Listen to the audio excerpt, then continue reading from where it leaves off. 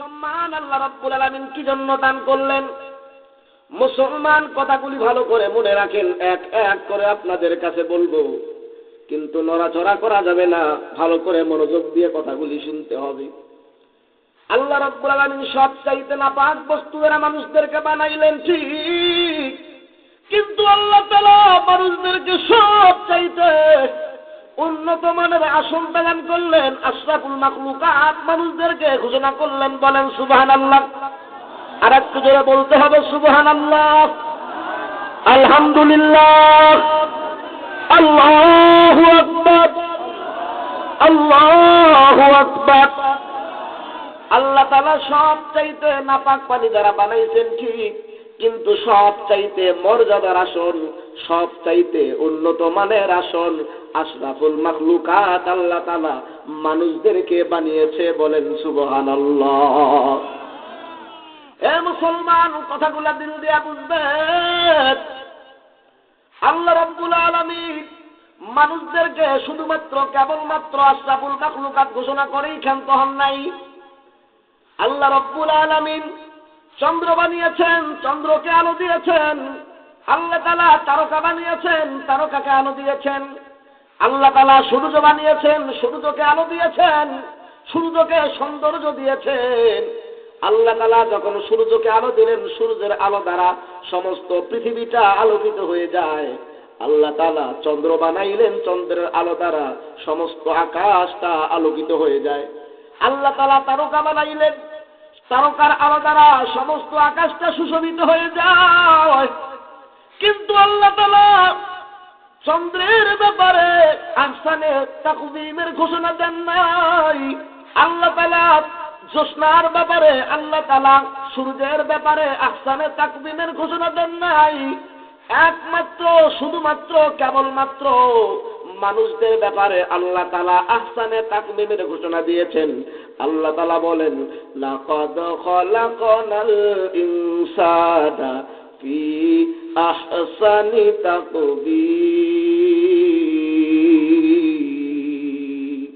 আল্লাহ রাব্বুল আলামিন বলেন, লাকাদ খালাকনাল ইনসানা ফি আহসানি তাকওয়িম।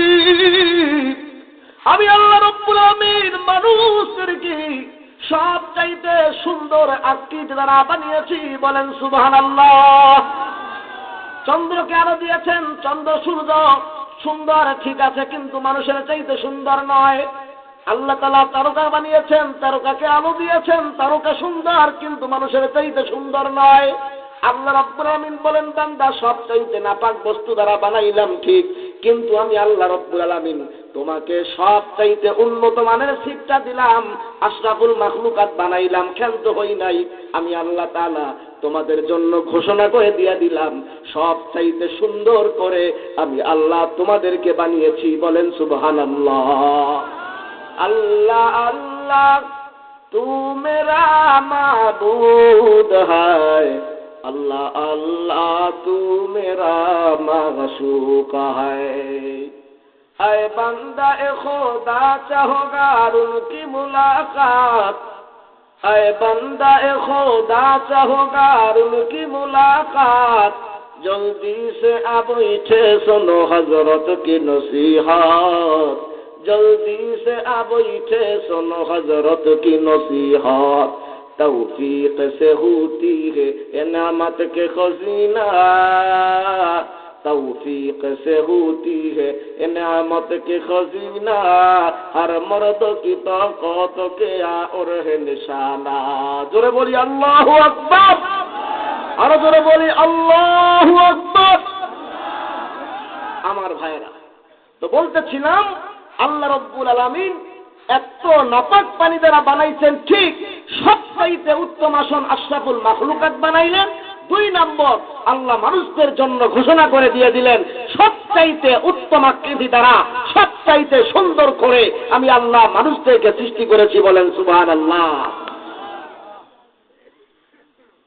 ও টাঙ্গাইলের মুসলমান, কথাগুলা দিল দিয়া বুঝেন। শুধুমাত্র কেবলমাত্র আহসানে তাকওয়িমের ঘোষণা দিয়ে আল্লাহ তাআলা ক্ষান্ত হন নাই। আল্লাহ রাব্বুল আলামিন এই পৃথিবীর মধ্যে যতগুলি মাখলুকাত দেখেন, গরু, ছাগল, উট, মহিষ, ভেড়া, দুম্বা, এই সবগুলিকে আল্লাহ তাআলা আমাদের খেদমতের জন্য বানাইলেন। বলেন সুবহানাল্লাহ। হুয়াল্লাযী খালাকা লাকুম মা ফিল আরদি জামিআ। আল্লাহ রাব্বুল আলামিন বলেন, এই জমিনের মধ্যে যা কিছু দেখো, উট, মহিষ, ভেড়া, গরু, দুম্বা, যা কিছু দেখো, এই সবগুলিকে আমি আল্লাহ তাআলা মানুষের খেদমতের জন্য বানাইছি। জোরে বলেন সুবহানাল্লাহ। আরো জোরে বলেন সুবহানাল্লাহ। এই শুধুমাত্র কেবলমাত্র মানুষের গোলামির জন্য বানায়া ক্ষান্ত হয় নাই। আল্লাহ তাআলা মানুষদের এই আল্লাহ রাব্বুল আলামিন এই গরু ছাগলদেরকে হুকুম করেছেন, ও গরু ছাগলের দল, ও পশু পাখির দল, আমি আল্লাহ তো তোমাদেরকে মানুষের গোলামির জন্য বানিয়েছি, মানুষের খেদমতের জন্য বানাইছি। ঠিক আল্লাহ তাআলা তাদেরকে অর্ডারও দিয়েছেন, শুধু বানাইলাম না, তোমাদেরকে অর্ডারও করে দিয়ে দিলাম। ওয়াসাখখারা লাকুম মা ফিল আরদি জামিআ। আল্লাহু আকবার। আল্লাহু আকবার। আল্লাহ বলে ওয়াসাখখারা লাকুম মা ফিল আরদি জামিআ। এই জমিনের মধ্যে যা কিছু আছে শুধু তোমাদের গোলামির জন্য বানাই নাই, তোমাদের খেদমতের জন্য বানাই নাই। আমি আল্লাহ রাব্বুল আলামিন এগুলোকে বলে দিয়েছি, এগুলি যেন তোমাদের দাসত্ব করে, তোমাদের গোলামি করে, তোমরা যা বলবা তাই যেন করে। চিৎকার দিয়ে বলেন সুবহানাল্লাহ।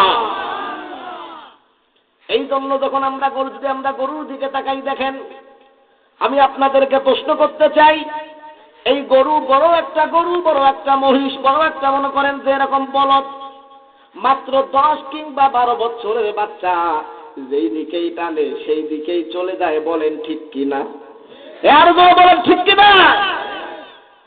আপনারা বলেন তো, এই জায়গার মধ্যে গরুটার শক্তি বেশি না গরুর মালিক যে দড়ি টানতেছে 12 বছরের বাচ্চা, এর শক্তি বেশি? আর জোরে বলেন না। গরুর শক্তি বেশি। গরু যদি চায় এরকম মালিককে এমন একটা লাথি মারবে, এক লাথিতে মালিক তার নানার বাড়ি যাবে।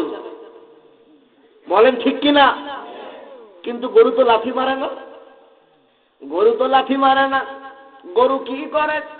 এই বাচ্চাটা গরুটাকে যেদিকেই নেয় গরুটা সেই দিকেই যায়। গরুটা কোনো রকমের বাধা দেয় না। ও মুসলমান, কথাগুলো দিল দিয়া বুঝবে। ছোট্ট একটা বাচ্চা এই বড় গরুটাকে যেদিকেই চাইলো, গরুটা সেদিকেই গেল। কি জন্য গেল? আল্লাহ রাব্বুল আলামিন গরুকে বলে দিয়েছেন, ও গরুর দল, আমি আল্লাহ তোদেরকে বানিয়েছি আমার মাখলুকাতের গোলামির জন্য। আমার মাখলুক তোকে যা বলবে তুই তাই করবি। চিৎকার দিয়ে বলেন সুবহানাল্লাহ। এ মুসলমান, কথাগুলা দিল দিয়া বুঝবেন। যখন কোনো একটা গাভী কিতাবের মধ্যে এরকম ভাবে পাওয়া যায়, যখন কোনো একটা গাভী ছোট্ট একটা তার বাচ্চা, রাতের মধ্যে আমরা কম্বল গায়ে দিয়া, রাতের মধ্যে আমরা ল্যাপ গায়ে দিয়া আরামে ঘুমাই, এসির মধ্যে থাকি গরমের দিনের মধ্যে, কিন্তু গরু তার বাচ্চাটাকে নিয়ে ওই গরুর গোয়ালের ঘরের মধ্যে যখন থাকে, যখন আমরা প্রচন্ড ঘুমের মধ্যে বিভোর, এই সময় রাতের বেলা শেষ রাত্রের দিকে বাচ্চাটার যখন অত্যন্ত ক্ষুধা লাগে, তার মা গরুকে ডাক দিয়ে বলে, মা, আমার পেটের মধ্যে অনেক ক্ষুধা, তুমি একটু আমার কাছে আস, আমি একটু তোমার দুধ পান করব। কিন্তু এই মা গরু ডাক দিয়ে বলে, রে সন্তান, আমাকে আল্লাহ বানাইছে, তোমাকে আমার আল্লাহ বানাইছে এই মালিকের গোলামির জন্য, মালিকের কল্যাণের জন্য, মানুষের খেদমতের জন্য। আমরা যার বাড়িতে খাই, যে আমাদেরকে দেখাশোনা করে, তাকে না দুধ দিয়া তোমাকে যদি আমি চুরি করে দুধ দেই, আল্লাহ যদি আমার কাছে হিসাব চায় আমি কি দিব? এই জন্য আমার মালিক আগামীকাল যখন আমার থেকে দুধ দহন করে ফেলবে, তারপরে যদি কোনো দুধ থাকে তুই খাবি, নইলে খাবি না। বলেন সুবহানাল্লাহ। আরো যারা বলেন সুবহানাল্লাহ। এ নবীর উম্মতের দল, কথাগুলা দিল দিয়া বুঝবেন। এই রকম ভাবে আমরা শুনেছি হাতি, যে হাতি, বলেন হাতি বড় না হাতির মালিক বড়? আরো জোরে বলেন যে হাতিটাকে চালায় সেই বড় না হাতিটা বড়? কিন্তু হাতি এত বড়, যদি চায় সুর দিয়ে এমন একটা চটকা মেরে দিবে, এমন একটা লাঠি মারবে, এমন জোরে নিক্ষেপ করবে, অনেক দূর পর্যন্ত গিয়ে তার মালিক পড়ে যাবে। কিন্তু হাতি তো এমন করে না, মালিক যেই দিকেই বলে হাতিটা সেই দিকেই যায়, মালিক যেই দিকেই বলে হাতিটা তো সেই দিকেই যায়। আমরা শুনেছি সকালবেলা মালিক উঠে হাতির এরকম ভাবে কপালের মধ্যে শুধু আঘাত করে, আঘাত করে, আঘাত করতে করতে হাতির কপাল থেকে রক্ত বের করে ফেলে। কিন্তু হাতির শরীরের মধ্যে এত শক্তি আমার আল্লাহ ছাড়া দিয়েছেন, কিন্তু হাতি কোনোদিন তার শক্তিকে ব্যবহার করে না। কি জন্য ব্যবহার করে না? আল্লাহ জি বলেছেন, ওয়াসাখখারা লাকুম মা ফিস সামাওয়াতি ওয়া মা ফিল আরদ। আল্লাহু আকবার। আর একটু জোরে বলুন আল্লাহু আকবার।